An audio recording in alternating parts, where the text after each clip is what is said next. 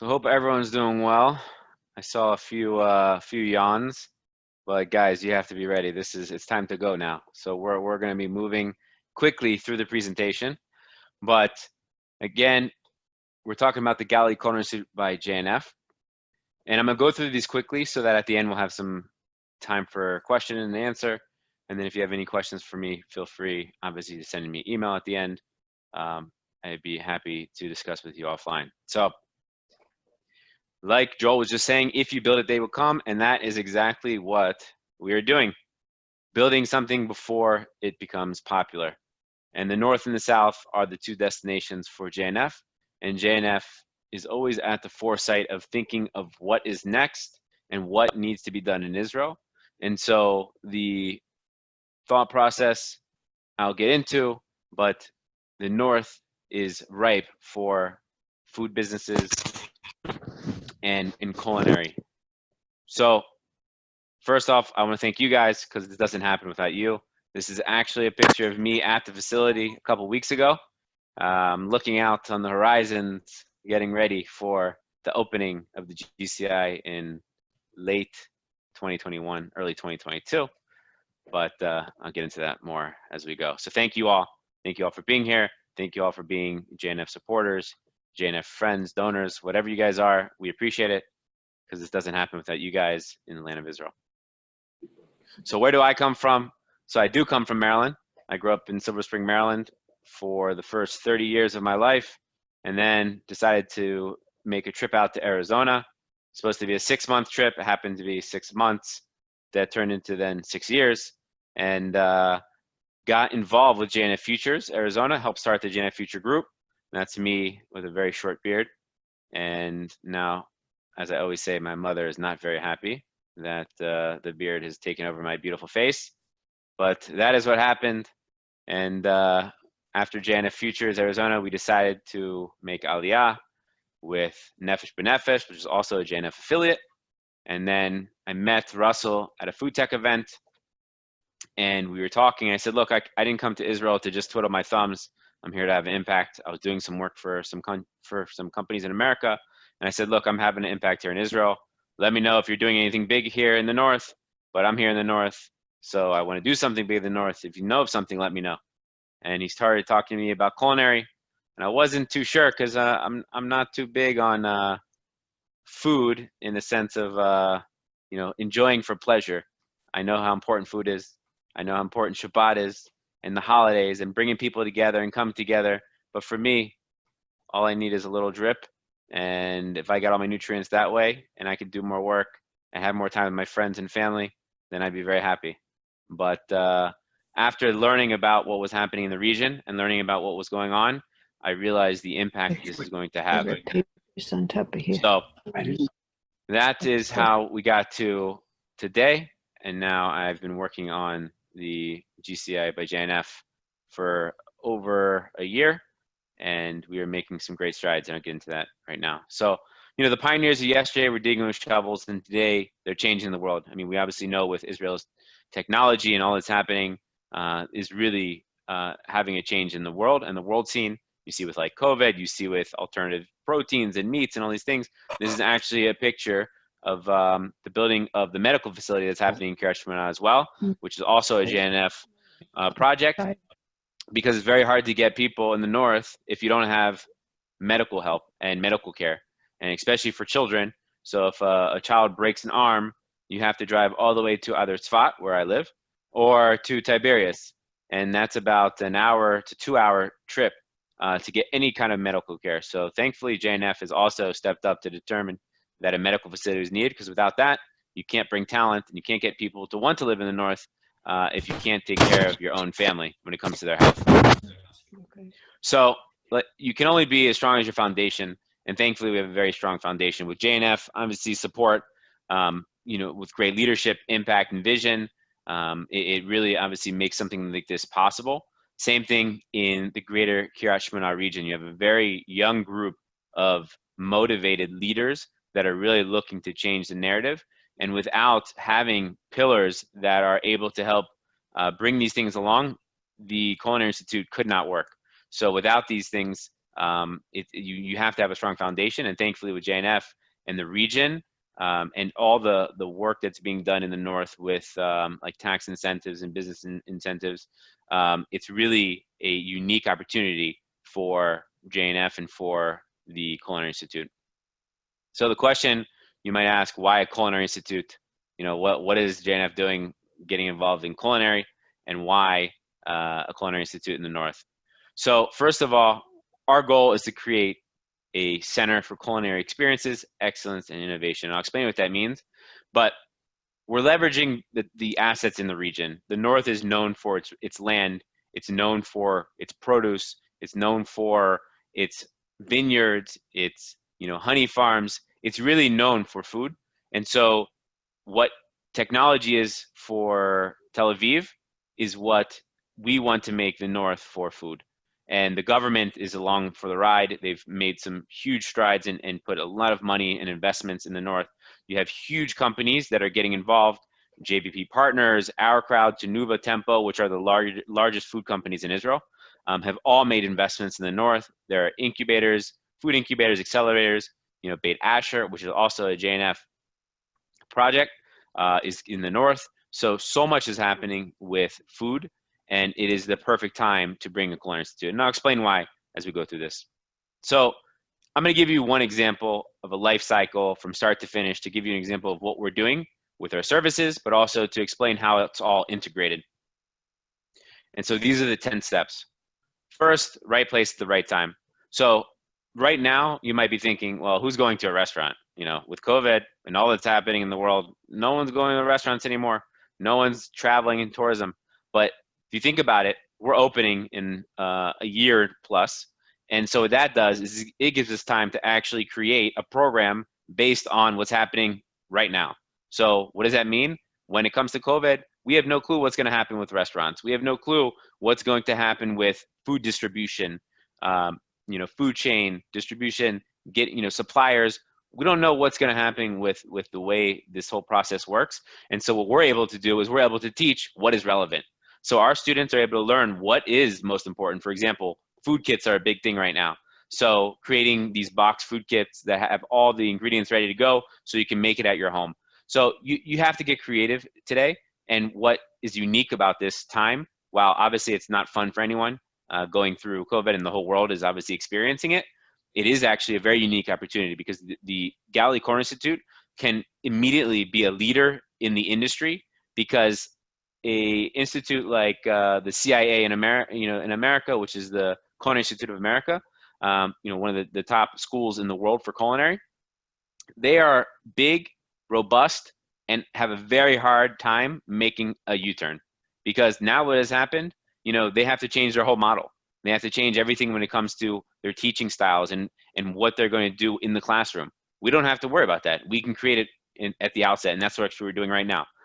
We're creating our curriculum, and we're working with professionals throughout the world. And unique thing is, we're going to be on site. We're going to be learning in person, but we also will have learning from a distance. We'll also be having some online courses to take before you get to the school. So a lot of unique things that we're doing that allow us to do what is needed in the current time. And so we're not bound by an old curriculum, and we're not bound by restrictions with academia. We are able to do what is needed right now. And so that's a very unique thing for any of these programs. And we can be immediately relevant and immediately a leader in the culinary industry. So I'll give you an example of how the whole process will work. There was a student at Tel Chai, which is the college in the north, who created a flour from the leftover wine products. So the seeds and peels, and created a flour from it, which is very good for the human body, not very good for the soil because it's high in acidity. So all the vineyards have to get rid of this leftover waste and bring it to a third party and remove it in an environmentally friendly way. So this student figured out a way to create a flour from this, like to bake. And so created this flour that's good for the body, high in antioxidants, a superfood.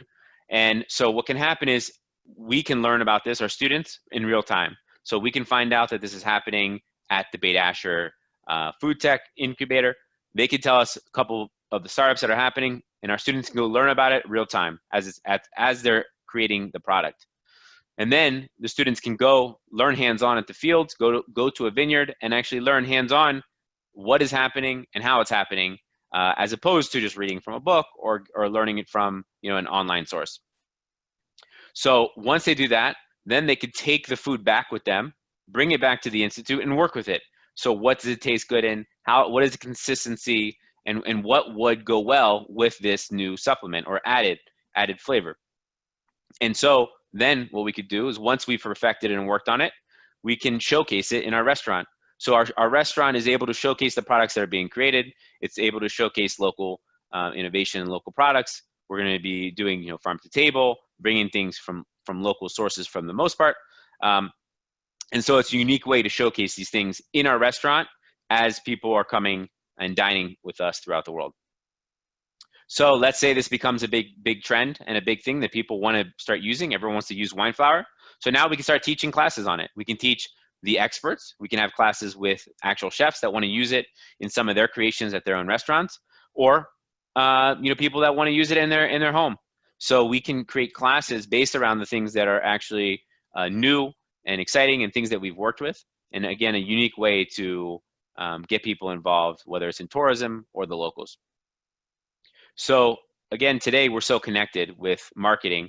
It's very easy to showcase something that's happening across the world. Hence the reason, I'm here in Israel right now speaking to you guys.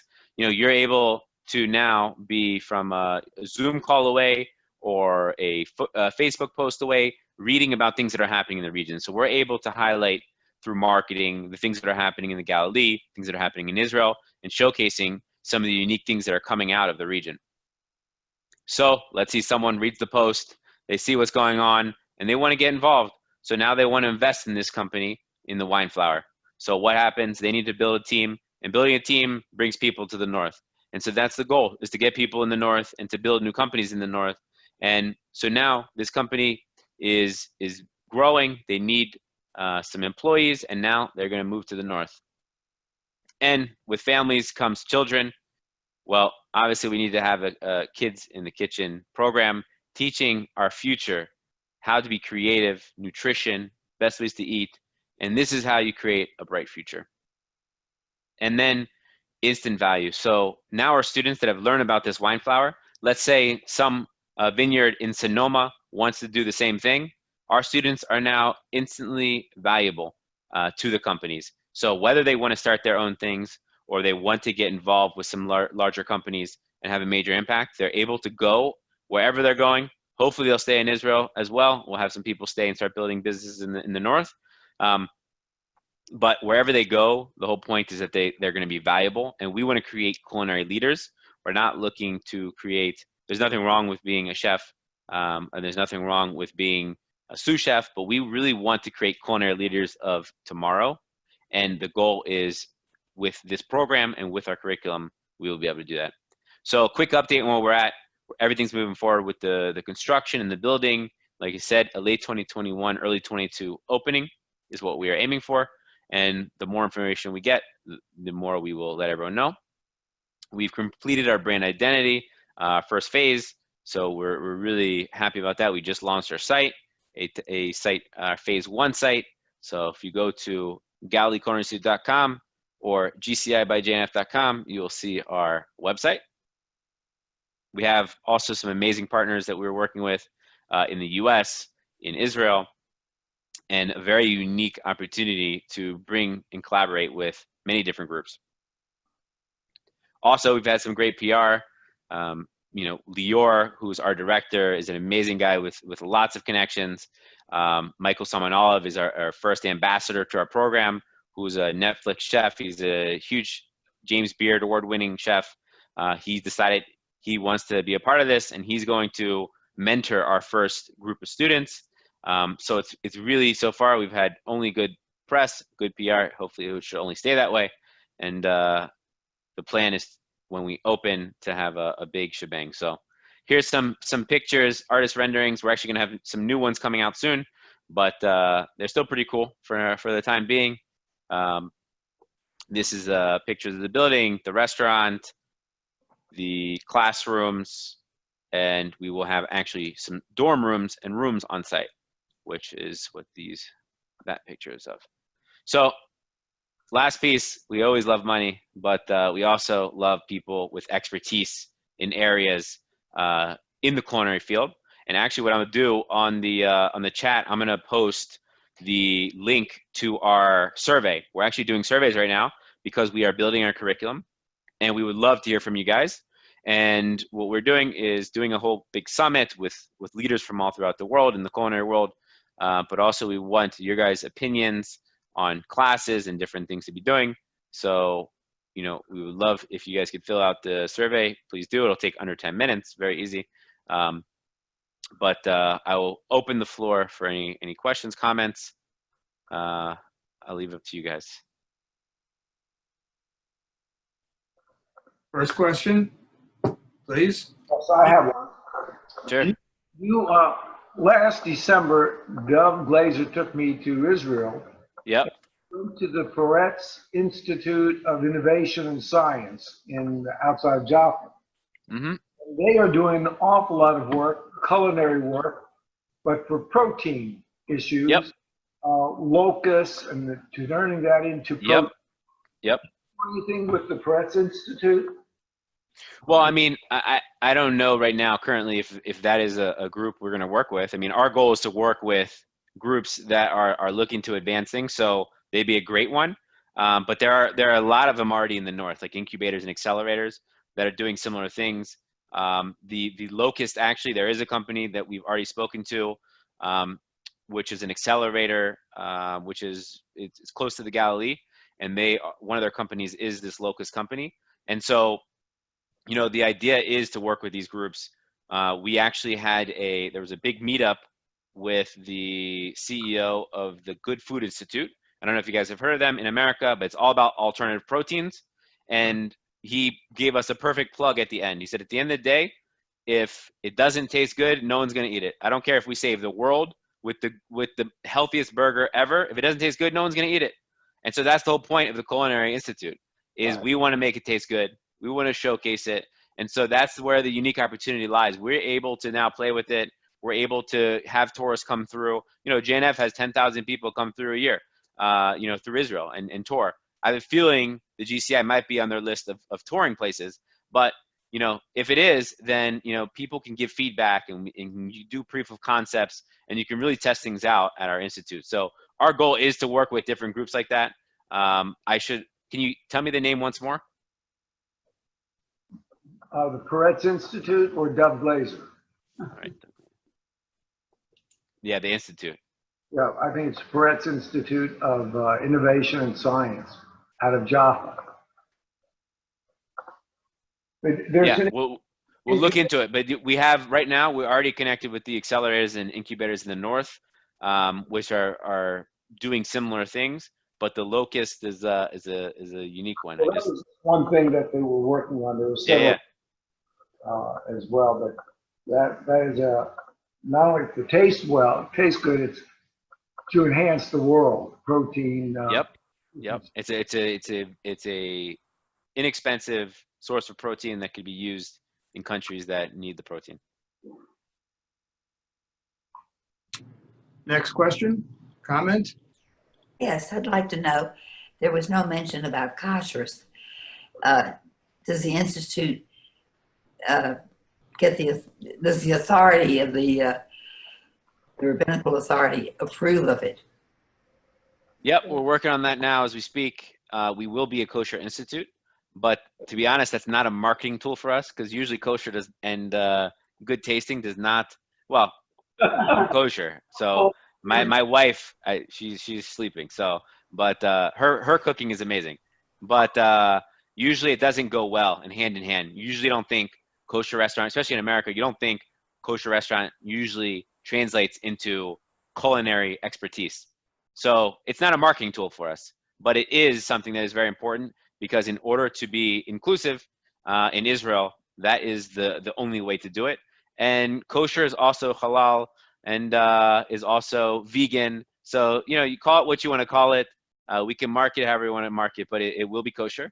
It will be very, very good food, and people will be very surprised when they leave, realizing that they just had a fully kosher meal that tasted amazing. So that was a very good question. I have a question. Does Sure. anyone in the group know Randy Fertel, who's connected with the Culinary Institute at Nichols State in Thibodeau? And that might be a resource not only for funding, but for innovation. So anyone listening, if they have that contact, it might be worthwhile. That's Yeah, no, Ruth Fertel's son.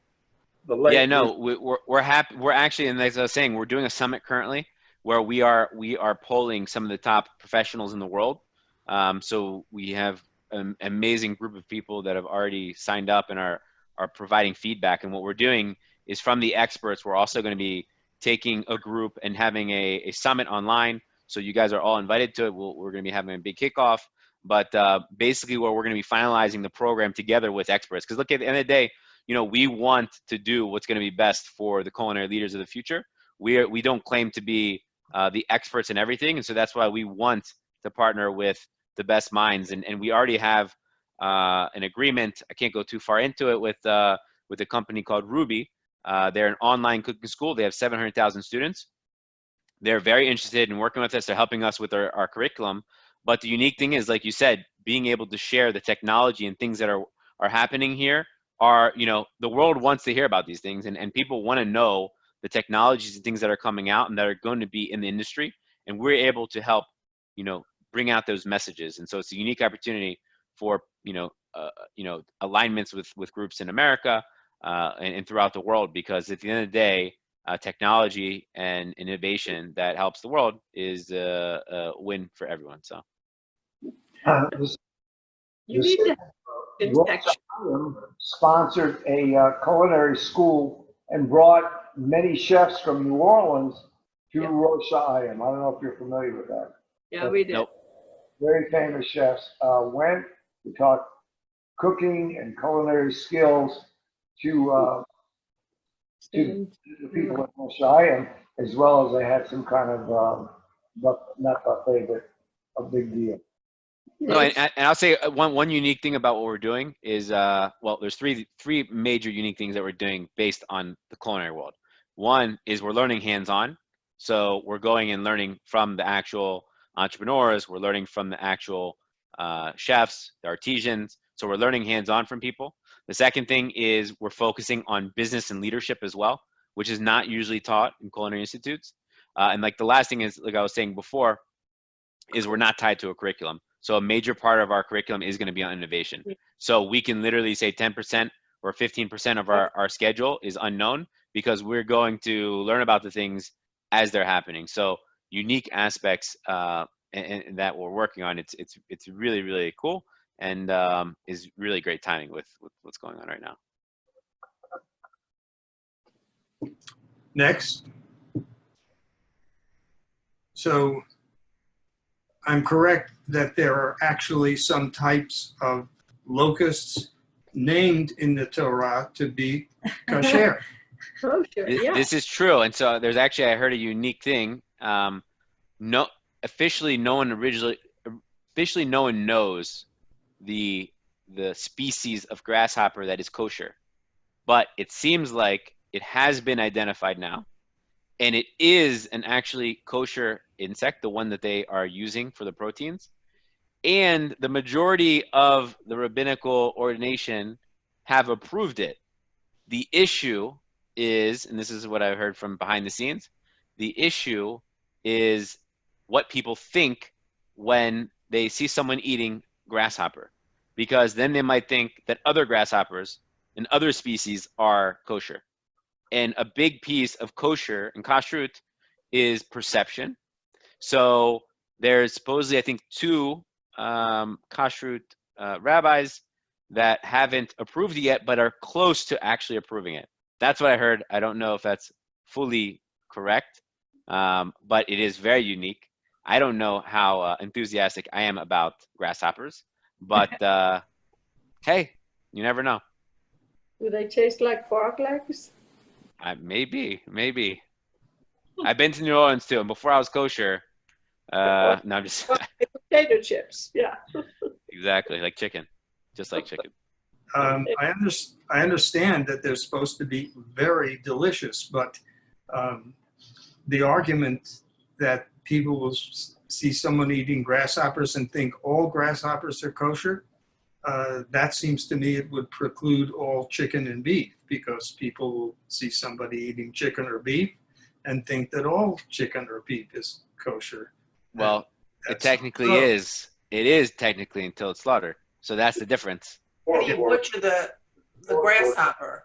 Oh, well, thankfully there's no butchery laws for insects. Grasshoppers? Yeah.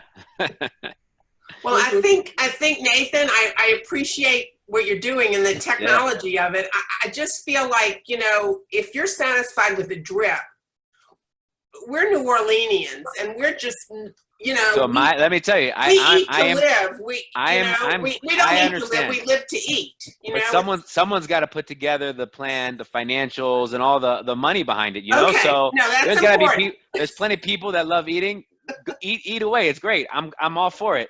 And look, on Shabbat we have my wife. We have guests. We usually have it depends on the night, but we have anywhere between 12 to 40 guests. So we have no issues with eating. We have no issues with a good time. We say l'chaim. We have good wine. I'm all good for it one day a week. The rest of the week, let me just work. That's all I'm asking. No, well, you're doing the job I can't do. I wouldn't even begin to think about putting all this together. My goal is for you guys to come to Israel and have an amazing experience. That's the goal. Whether in classes or in the restaurant. That's my goal. Me eating, I'll wait for Shabbat. No problem. Well, I'm hoping that they will take the locust grasshoppers and put them into a different form, because I've already got the name for it. We've got Beyond Meat. Yeah. So the Jewish stuff will be Beyond Brisket. Flour or meal out of it. They already did that, by the way, too. They have already created a powder. So. Please, next question. Well, thank you so much. I think anybody. No problem, everyone. Everyone, if you have any questions, feel free to send me an email. My email I'll put down here. But I also sent you guys the survey if you guys want to fill it out. And I look forward to seeing you guys in Israel hopefully very soon. Once all this, don't worry, everything's going to get better soon. Israel will create the solution. So we will all be traveling very shortly, and everyone will be here in Israel together with us, saying l'chaim at the GCI by JNF very soon. God willing. Okay, amen. Then